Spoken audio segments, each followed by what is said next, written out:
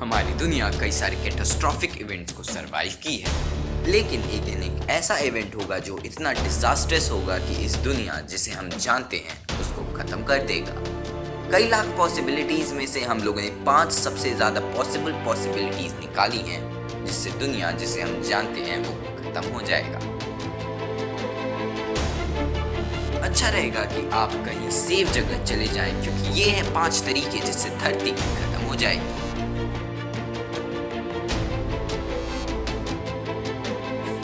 चाहे वो हमारे सुपर कॉन्टिनेंट पैंजिया का टूटना हो या फिर वो मीटेरॉइड जिससे डायनासोर खत्म कर दिए थे। हमारी धरती ने एक से ज्यादा अपोकलिप्टिक इवेंट्स देखे हैं जिससे हमारी धरती की ज्योग्राफी बदल गई आने वाले जनरेशंस के लिए। लेकिन इसकी एक बहुत बड़ी कीमत होती है जो जानवर उस समय रहते हैं उनके लाइफ से। लेकिन कहीं भविष्य में हमारे प्लैनेट पे ऐसा इवेंट होने वाला है जो अकेले जानवर ही नहीं बल्कि पूरी धरती को खत्म कर देगा, यानी कि कुछ ही टाइम में हमारी धरती फिर से धूल में बदल जाएगा।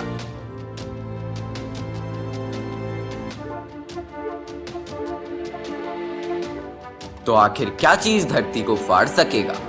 रात के आसमान को देखने में सुकून मिलता है, लेकिन जो आप लोग टूटते तारे को देख रहे हैं वो आपकी विश पूरी करने नहीं आया है। हरिकेन्स हमारी धरती की one of the deadliest event में से एक है और वो अपने पीछे मौत और तबाही का मंजर छोड़ जाते हैं। लेकिन अगर एक एस्टेरॉयड समुद्र में गिरे पर्याप्त फोर्स और हीट के साथ, तो हरिकेन्स कुछ नहीं होगा उसके सामने जो आने वाला है।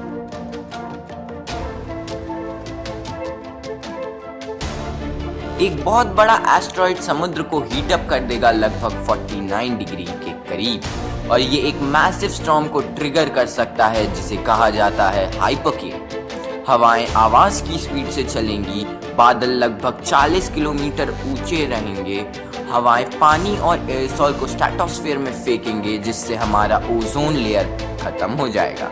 तो अगर आप हवाओं से स्पेस में नहीं उड़े तो भी आप जल सकते हैं सूरज के रेडिएशन से।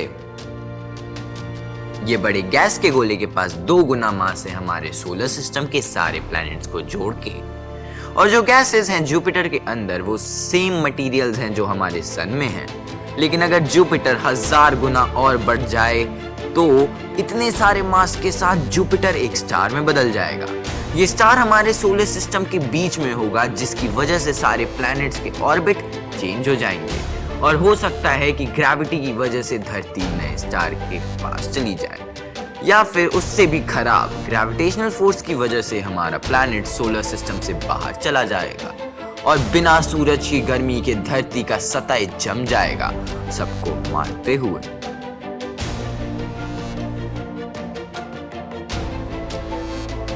शायद हम लोगों को उस स्टार पे फोकस नहीं करना चाहिए जो अभी तक बना नहीं है, बल्कि उस पे फोकस करना चाहिए जो अभी हमारे पास है।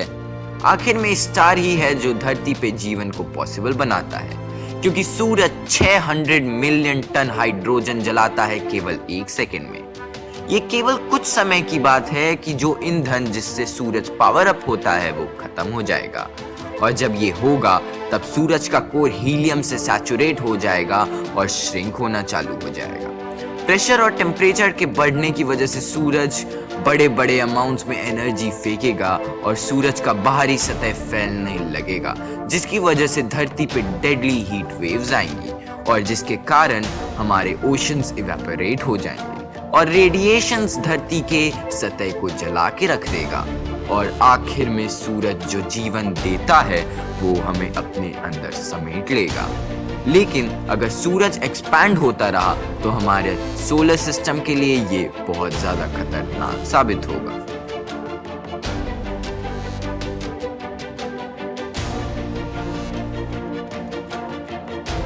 अगर सूरज कोलैप्स होने से पहले और मास गेन कर लिया तो अब आप लोग देख पाएंगे ब्रह्मांड के सबसे रहस्यमयी चीज का जन्म, एक ब्लैक होल। ब्लैक होल एक प्रोडक्ट है डाइंग स्टार का।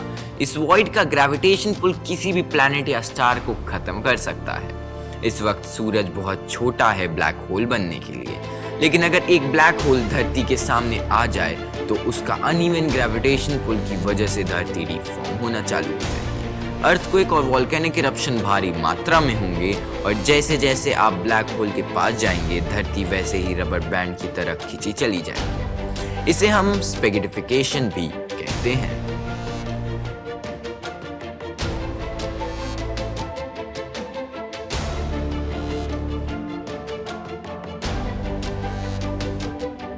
इस वक्त धरती पे 10 से 20 वॉल्केनो इरप्ट होते हैं ऐश और गैस को हमारे एटमॉस्फेयर में फेंकते हुए। लेकिन अगर धरती के सारे वॉल्केनो एक साथ इरप्ट हों तो हीट और गैस से बचना आपके लिए मुश्किल होगा।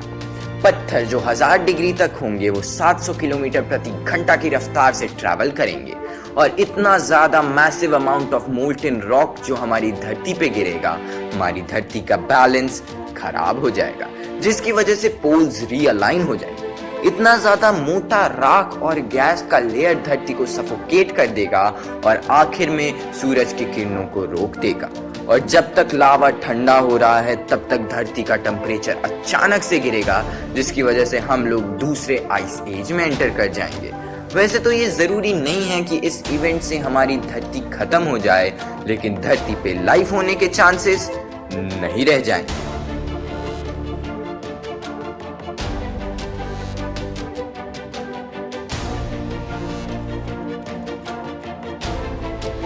तो दोस्तों, अगर आप लोग को हमारा वीडियो पसंद आया तो लाइक कीजिएगा, सब्सक्राइब कीजिएगा, कमेंट सेक्शन में बताइएगा हमारा वीडियो कैसा लगा। तो मिलते हैं हम लोग अपने नेक्स्ट वीडियो में। Thanks for watching.